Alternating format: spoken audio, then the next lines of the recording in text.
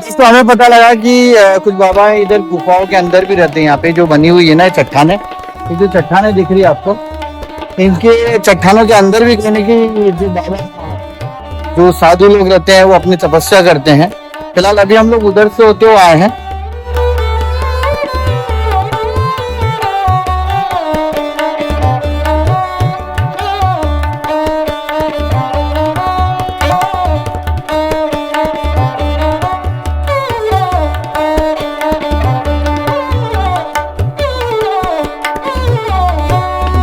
और चलते हैं वहाँ, उनसे मुलाकात करेंगे और जो साधु महात्माओं के लिए जो थोड़ा बहुत हमसे जितना बन पाता उतना जो दान करते हैं वो चीज देने जा रहे हैं हम लोग।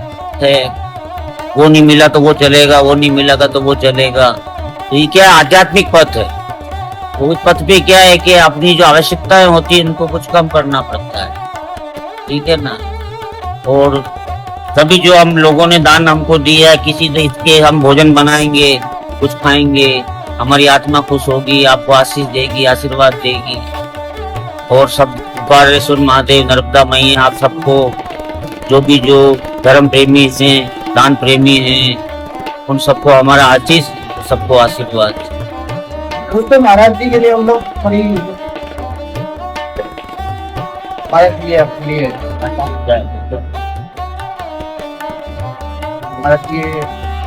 आलू टमाटर, आप प्याज तो हम लोग खाते नहीं होते, प्याज लाया नहीं खा रहा। हमारा चीज में आपके लिए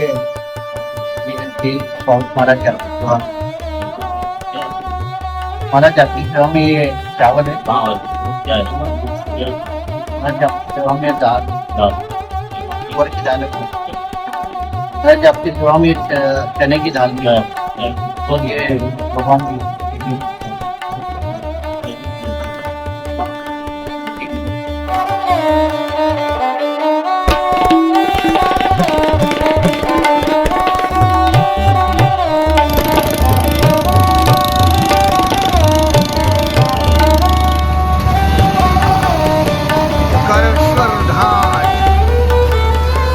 आप देखेंगे यहाँ मंदिर भी है।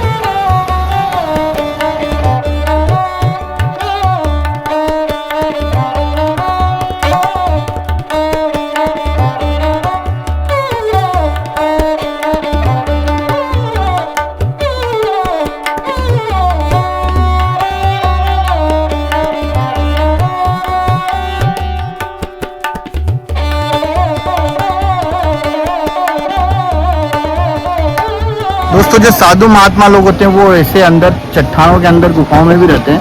तो जैसे आप ये देख सकते हैं भैया और ये नीचे उतर के आ रहे हैं, तो हमको भी इधर ऊपर ही जाना है। ऊपर जाने के बाद उधर आगे जाना पड़ेगा और वो ही अपनी वहीं पर अपनी तपस्या और ये सारी चीज़ें वहीं पे करते हैं। देखिए साधु महात्मा का जो जीवन जो होता है वो निश्चित रूप से बड़ा कठिन होता है, बड़ा इतना सरल नहीं होता है और बड़ा तेज रहता है इन लोगों में जो साधु महात्मा होते हैं। तो दोस्तों अभी फ़िलहाल मैंने आपको बताया जैसे कि हम लोग ये जो चट्टान है जो वो भैया लोग उतर के आ रहे थे वहीं भी अपने ऊपर जाना पड़ेगा। और मेरा यही मानना है कि जो साधु महात्मा जो रहते हैं उनके तेज बड़ा खतरनाक रहता है, या मैं कहूँ कि उनकी जो भक्ति रहती है, जैसे कोई व्यक्ति रहता है वो अपने किसी भी कार्य को करता है, व्यवसाय को करता है, जॉब को करता है, तो उसमें वो पारंगत हो जाता है। उसी तरह से जो साधु महात्मा रहते हैं वो भी कहीं ना कहीं अपनी भक्ति के कारण अपनी भक्तिमय में रहते हैं और वो कहीं ना कहीं उन चीज़ों को वो हासिल भी कर लेते हैं। और वो जीवन इतना आसान नहीं है, क्योंकि अभी जाएंगे, अभी वहाँ देखेंगे किस हालात में रहते हैं और किस तरह से रहते हैं।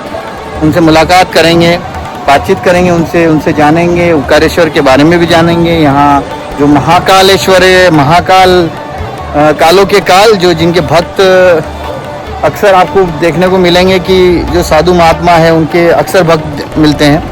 खासकर उसमें जो शमशान पूजा करते हैं या बहुत सारी ऐसी चीज़ें करते हैं, वो कहीं नहीं, वो भी महाकाल के भक्त रहते हैं। तो फिलहाल अपन आगे चलते हैं, उनसे मुलाकात करते हैं और जो हमसे जो राशि कहीं ना कहीं कुछ जो दानदाता हमको देते हैं उनको हम लोग जो सामान लेके आते हैं वो भी जाके उनको सौंपते हैं, ताकि वो अपनी भक्ति में लीन रहे। वो जो उनको मिल जाता है उसी में वो कहीं ना कहीं गुजारा करते हैं और पूरा टाइम जो है भक्ति में लीन रहते हैं। और कोई मोह माया इन सब से कहीं ना कहीं वो बहुत ऊपर उठ चुके होते हैं। तो चलते हैं, उनसे मुलाकात करेंगे, बातचीत करेंगे और आपको भी दिखाते हैं आगे। देखिए दोस्तों, साधु महात्मा तक जाने का रास्ता भी इतना आसान नहीं है। अब आप सोचिए वो किन हालातों में, चाहे बारिश हो चाहे ठंड हो कुछ भी हो, इन कंदराओं में कहीं ना कहीं रहते हैं। कुछ अपनी कुटिया बना लेते हैं।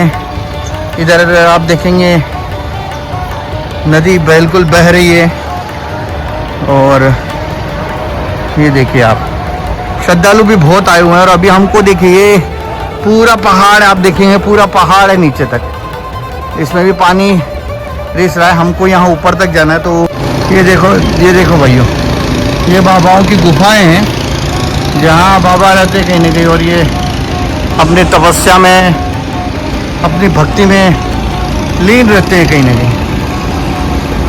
चलिए चलते हैं, मुलाकात करते हैं बाबा से।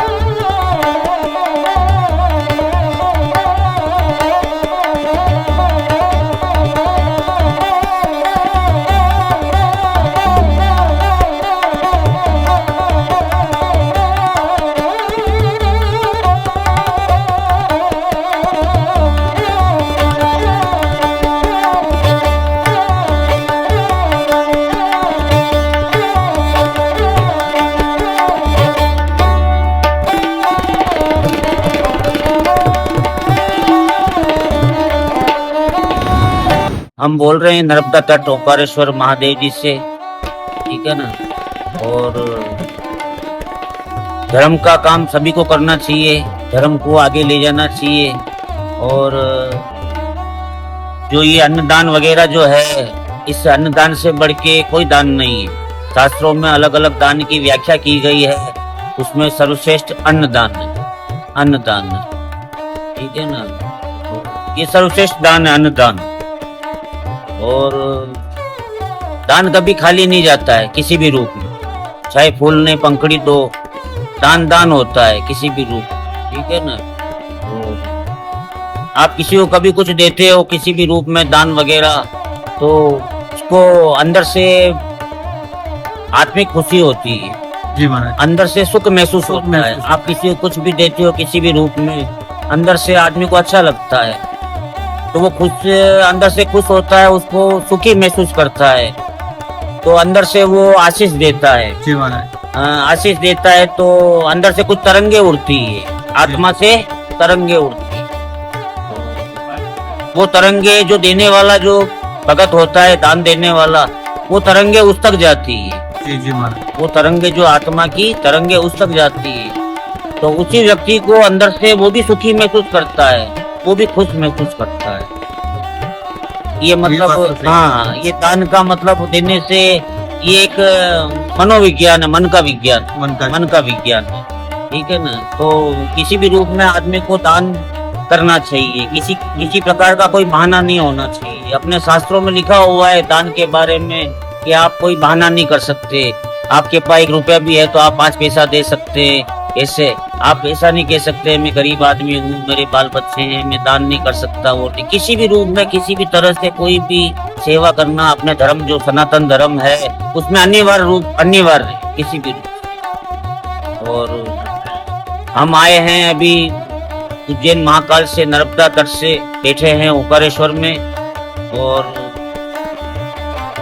ये स्थान है भैरू गुफा का। भैरू गुफा है, इधर भी बहुत साधु संत आते जाते रहते हैं। साधु संत जैसे इन गुफाओं में, मतलब इतना तप में कैसे रह लेते हो आप? इतने तप में कैसे रह लेते हो? ठंड हो, हाँ बरसात हो, हाँ, वो क्या है आप कहीं कि पे भी रहते हो, तो मतलब ये कैसे संभव कैसे वो होता क्या है? है, गृहस्थी आदमी जब अपना घर त्यागता है तो फिर वो आध्यात्मिक दिशा में जाता है। आध्यात्मिक दिशा में। तो उसमें क्या है, बहुत सी चीजों का वो त्याग करता है, बहुत सी चीजों का त्याग करता है, तो वो धीरे धीरे अपनी आवश्यकताएं कुछ कम करता रहता है, कम करता रहता है, तो वो सब चीज को सूट कर लेता है। सर्दी है, गर्मी है, बरसात है, वो नहीं मिला तो वो चलेगा, वो नहीं मिलेगा तो वो चलेगा। तो ये क्या है, आध्यात्मिक पथ है। तो उस पथ पे क्या है कि अपनी जो आवश्यकताएं होती है उनको कुछ कम करना पड़ता है, ठीक है ना। और तभी जो हम लोगों ने दान हमको दिया है, किसी से इसके हम भोजन बनाएंगे, कुछ खाएंगे, हमारी आत्मा खुश होगी, आपको आशीष देगी, आशीर्वाद देगी।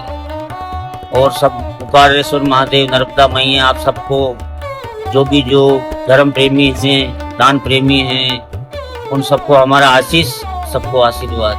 महाराज आप यहीं से हैं कि बाहर से? हम राजस्थान के रहने वाले, राजस्थान में। ये महाराष्ट्र के रहने वाले हैं। महाराज जी हाँ, हम जगह जगह देव दर्शन करते हैं। अच्छा अच्छा। हमारा जब तक इच्छा हुआ, चित्त लगा, जब तक इधर रहेंगे, यहाँ से हमारा चित्त उठा, कभी जैसे बनारस जाना है तो बनारस चले गए, अच्छा अच्छा। वहाँ कुछ आराम से देव दर्शन किए, जगह जगह कुछ स्थानों पर रहे, वहाँ से वापिस चित्त उठा तो अयोध्या चले गए। तो हम देव दर्शन करते हैं, भ्रमण करते रहते हैं, देव दर्शन भ्रमण। महाराज जी आपने मतलब ये घर कब से त्याग दिया था? अभी हमको लंबा समय हुआ है, अच्छा, अच्छा। लंबा समय होता है। घर तो क्या है, अंदर से वैराग उत्पन्न होता है। एक अपनी इच्छा से कोई घबरा के घर छोड़े, वो एक अलग बात होती है। एक अंदर से आदमी को एक वैराग उत्पन्न होता है, तो वैराग उत्पन्न होता है, सही ने फिर घर त्याग करे तो उसको आगे कुछ ज्ञान प्राप्त होता है। एक कुछ घबरा के पलायन करता है घर से, वो एक अलग चीज होती है। वो तो सही देखा जाए तो हाँ। सही भक्ति नहीं है। और एक घर से वैराग उत्पन्न होता है, और वो देखता है चलो यार अपन देव दर्शन करते हैं, कोई धर्म को आगे बढ़ाते हैं, कोई किसी की सेवा करते हैं किसी भी रूप में, तन से, मन से, धन से। तो ऐसा है। आप सबको हमारा आशीर्वाद और सब खुश रखे, सबको नर्मदा मैया, ऊपरेश्वर महादेव और देने वाले की जय, सब भक्तों की जय हो। जय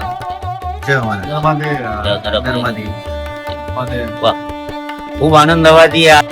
युवा वर्ग को अभी ये जो मोबाइल संस्कृति चल रही है, इस मोबाइल संस्कृति को थोड़ा दूर हटना चाहिए, क्योंकि मोबाइल संस्कृति से क्या है कि युवा लोग जो हैं वो थोड़े मानसिक रूप से डिस्टर्ब हो रहे हैं, अपने घर से, परिवार से, सब चीज से कट रहे हैं। ये अच्छा नहीं है। कुछ आध्यात्मिक सहारा लेना चाहिए युवाओं को। तो उससे क्या है कि उनकी थोड़ी शारीरिक रूप से, मानसिक रूप से थोड़ा मजबूत होता है आदमी। और मोबाइल संस्कृति से क्या है, अभी जो युवा पीढ़ी है वो मोबाइल को सब कुछ सही मान रही है, 24 घंटा उसका उस मोबाइल में निकल रहा है। तो उसको क्या है, वो मोबाइल देख के बड़ा हो रहा है व्यक्ति, तो उसी को वो सब कुछ मान रहा है कि जो कुछ इसमें है वो सच है। अपने घर के जो बड़े बुजुर्ग वगैरह हैं उनको ना मान दे रहा है, ना सम्मान दे रहा है, और जो कुछ है वो मोबाइल को ही मान रहा है। लेकिन जो प्रैक्टिकल जो ज्ञान होता है, अनुभव होता है आदमी का, वो एक अलग चीज होती है।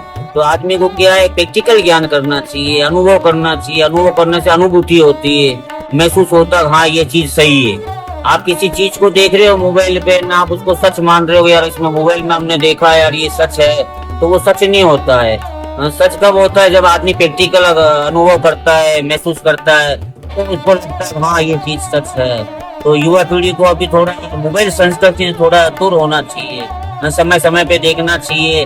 और मोबाइल में देखने की सैकड़ों चीजें होती है, लेकिन आपको वो देखना चाहिए जो आपके जीवन में वो चीज काम आ सकती है, कोई अच्छी चीज है वो देखना चाहिए।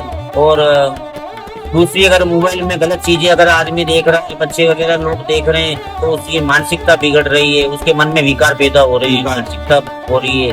तो विकार पैदा हो तो वो युवा पीढ़ी को फिर गलत दिशा में ले जा रहे हैं। इसलिए कुछ देखने के पहले जरूर सोच लिया जाए, हम ये देख रहे हैं लेकिन इसमें विकार पैदा नहीं होना चाहिए रहा है, तो मानसिक रूप से आप स्वस्थ रहोगे। न आप इसी प्रकार की कोई चीजें देखोगे मोबाइल के अंदर तो मानसिक विकार आएगा। मानसिक विकार आएगा तो युवा जो है वो अपनी दिशा भटकेंगे, दिशा भटकेंगे जीवन खराब होगा। तो मेरा ये कहना है कि युवा जो पीढ़ी है वो थोड़ा मोबाइल संस्कृति से हटके थोड़ा प्रैक्टिकल अनुभव करे, संसार का, दुनिया का प्रैक्टिकल कुछ ज्ञान प्राप्त करे तो उसका जीवन सफल है, वो जीवन में कुछ सफल होगा। जय हो नर्मदा। जय हो नर्मदा भाई, जय। तो फिलहाल दोस्तों अभी साधु महात्मा जी से हम लोग मिलके आए थे और उन्होंने बहुत सारी बातें बोली जो आपके सामने हैं। और अभी फिलहाल हम लोग ओमकारेश्वर में हैं। हम लोग बाबा महाकाल के भी दर्शन कर रहे हैं और आपको भी करवा रहे हैं। साधु महात्मा से हमारे जो लगातार ये वीडियो अब आ रहे हैं, वो वीडियो अब लगातार है, लेकिन उससे पहले भी हम लोग देते रहते थे लेकिन वीडियो नहीं बनाते थे। लेकिन अभी धीरे धीरे वीडियो बना रहे हैं और ये सारी चीजें आपके सामने लेके आ रहे हैं। मुझे उम्मीद है आप लोगों को भी वीडियो अच्छे लग रहे होंगे। अगर आपको इस तरह की वीडियो अच्छे लग रहे हैं तो उनको लाइक कीजिए, शेयर कीजिए और अन्य जो भक्त है, अन्य लोग हैं, उन तक भी ये वीडियो शेयर करके पहुंचाइए।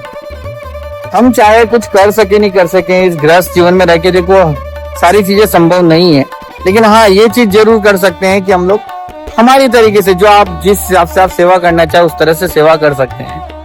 और जैसा आपको लगता है, जिस तरह से आपको लगता है उस तरह से सेवा जरूर करें, क्योंकि मुझे लगता है कि जब उस चीज को आप समझेंगे, जब उस चीज को आप जानेंगे और अपने अंदर से चीज आएगी कि जब मतलब दान करते हैं साधु महात्मा तक जो ये सेवाएं पहुंचाते हैं, तो उसका फल कहीं ना कहीं हम लोगों को मिलता है।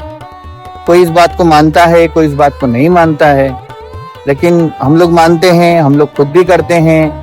बाकी जो दोस्त लोग जो दान देते हैं वो हम लोग कहीं ना कहीं आपके सहायता के माध्यम से कहीं ना कहीं हम लोग साधु महात्मा तक ये चीजें पहुंचा पाते हैं। जो हमारी हैसियत से होता है वो हम कर देते हैं। बाकी कुछ जो दोस्त लोग मिलते हैं, दोस्त रहते हैं, वो भी कहीं ना कहीं दान देते हैं, तो वो हम लोग उस चीज से हम लोग जो उनके लिए बन सकता है, जैसे आटा हो गया, दाल हो गया, चावल हो गए, ये हम लोग उन तक पहुंचा देते हैं, जिससे कि वो अपना भक्ति मार्ग लगातार इसमें लगे रहें। और जो भक्ति करते हैं उसमें हमारा थोड़ा सा जो हम हमारी तरफ से कर सकते हैं वो हम करने का प्रयास करते हैं। उम्मीद करता हूं आपको वीडियो अच्छे लग रहे होंगे। जय श्री राम, जय महाकाल।